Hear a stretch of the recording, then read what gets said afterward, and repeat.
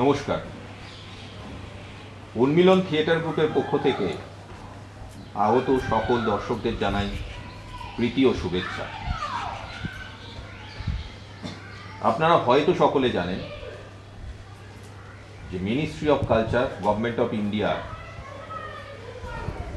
একটি শাখা national school of drama, সেই ন্যাশনাল স্কুল অফ ড্রামা পক্ষ থেকে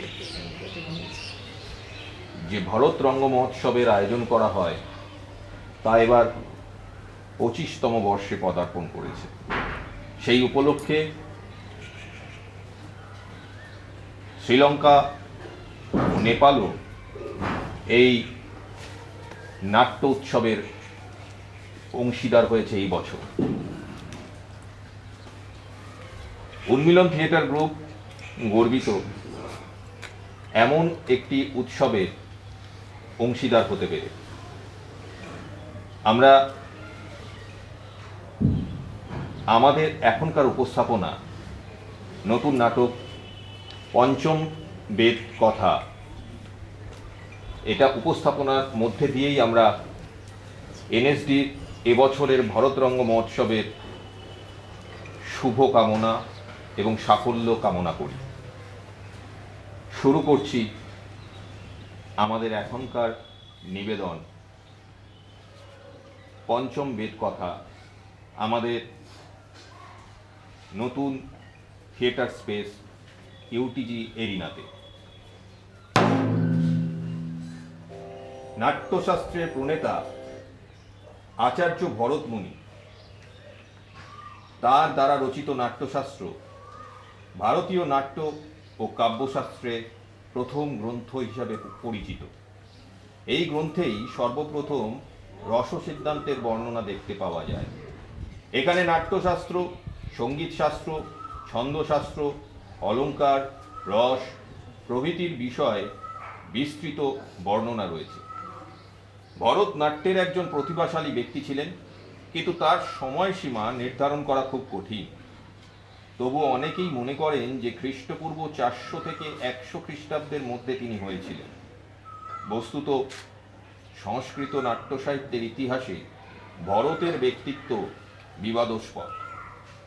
কেউ তাকে একজন বিশিষ্ট ব্যক্তি হিসেবে মনে করেন, আবার কেউ মনে করেন যে ভরত একটি জাতির নাম যারা নাটকের অভিনয়ের ব্যবসা করতেন এবং নাট্যশাস্ত্র তাদের একটি জাতীয় কলার প্রতিপাদক গ্রন্থ ছিল, যার রচনা অনেক ভরতগণ কর্তৃক করা হয়েছে।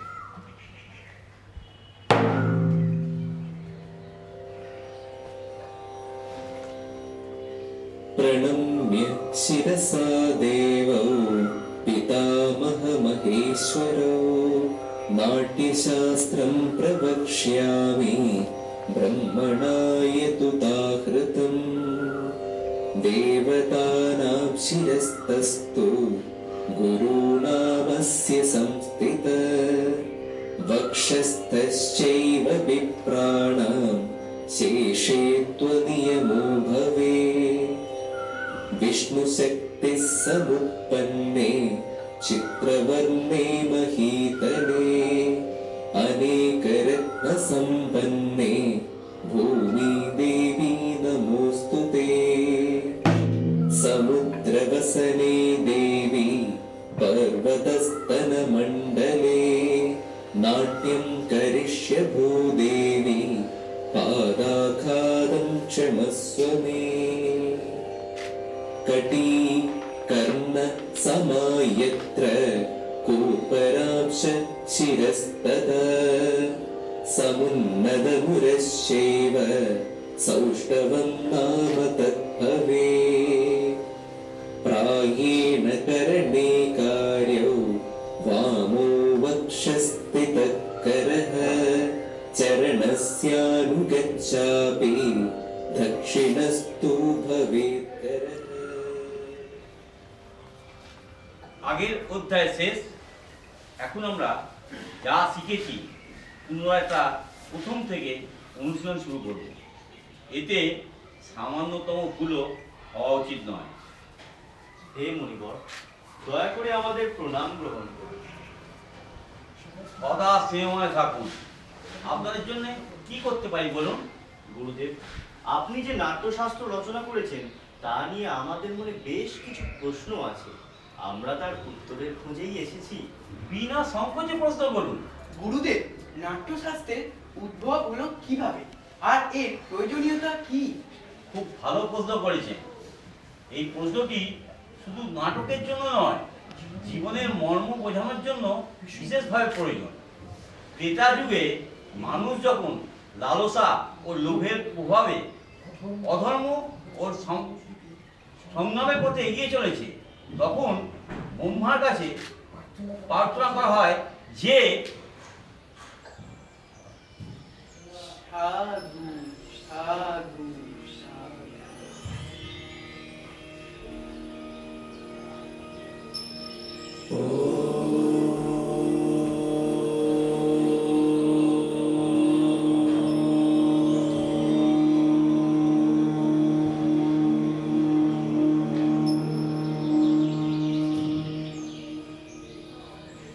এমন একটি মাধ্যম থাকা দরকার যা একই সাথে দেখা এবং শোনা যায়, যার দ্বারা মানুষ ধর্ম এবং মুখ্যের পথে ফিরে আসতে পারে।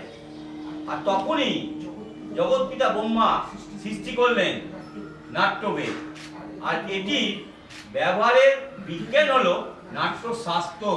সাধু সাধু সাধু।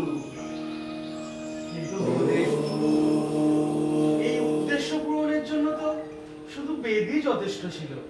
তাহলে এই নতুন বেদ কেন? যাতে এটি সবার কাছে সহজবোধ্য হয়ে ওঠে। নাটকের মাধ্যমে সাধারণ মানুষকে আমরা সঠিক শিক্ষা দিতে এবং ধর্মের পথে নিয়ে আসতে পারি। আর সেজন্যই ব্রহ্মা 4টি বেদকে একত্রিত করে রচনা করলেন নাট্যবেদ। 4টি বেদের উপাদান একসাথে এ কেমন করে সম্ভব গুরুদেব? নাটকের যে পাঠ শোনা যায় তা ঋগ্বেদ থেকে নেওয়া।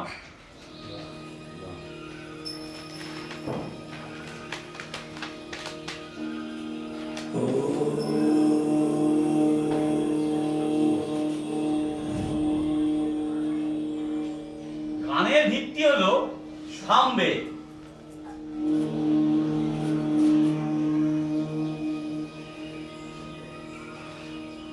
অভিনয় নেওয়া হয়েছে যজুর্বেদ থেকে।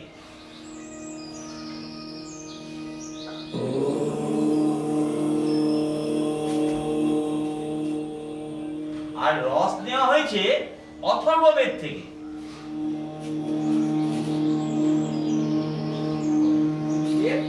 নাটক কি শুধুমাত্র দেবতাদের উদ্দেশ্যেই করা হয়েছে? না, রাক্ষসরাও এই প্রশ্ন ব্রহ্মাকে করেছিলেন।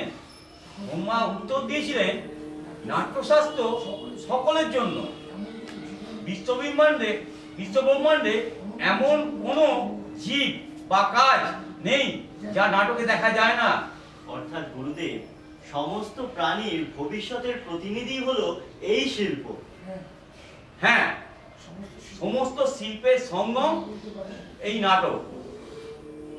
তাহলে গুরুদেব, আজকের সমাজ কেন এই শিল্পকে অপ্রয়োজনীয় এবং অপ্রত্যাশিত হিসেবে বিবেচনা করছে?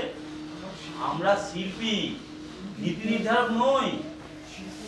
শিল্পকর্ম করাই আমাদের ধর্ম।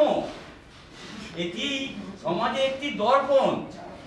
জাত পাত ভৌগোলিক সীমা অতিক্রম করে সম্পূর্ণভাবে মানবতার কথা বলে এই শিল্প। বোধ আর অনুভূতি সজাগ করে পৃথিবীকে স্বর্গে পরিণত করে এই শিল্প। তার মানে শিল্পীর সমাজ পশুদের সমাজ? শিল্প আর শিল্পীকে প্রাপ্য স্থান ও সম্মান দেওয়ার জন্য আশা এবং প্রত্যাশা নিয়ে আমি নাট্যশাস্ত্রকে পঞ্চম বেদ বলেছি। পঞ্চম বেদ, পঞ্চম বেদ, পঞ্চম বেদ। হে ঋষিগণ, আমার নাট্যশিল্পী পুত্রগণ এবং সমগ্র জাতির উদ্দেশ্যে আমার বার্তা, আসুন আমরা সকলে মিলে নাটকটি উপভোগ করি।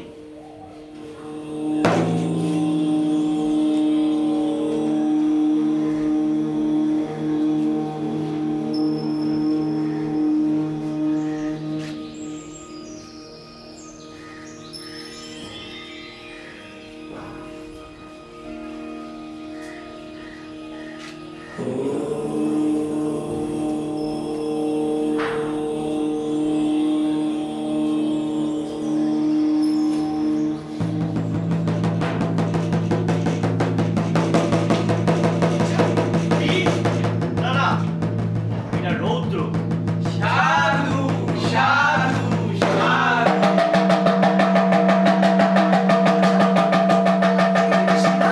না না, এটা তো করুণ।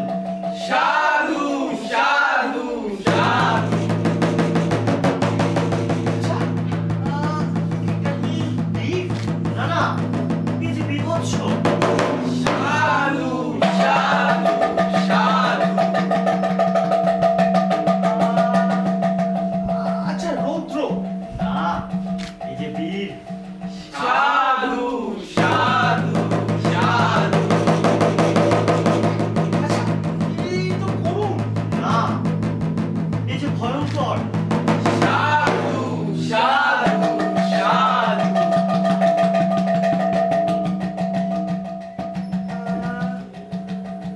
হাস্য, না, অদ্ভুত। সাধু সাধু সাধু করুন। না, শৃঙ্গার। সাধু সাধু সাধু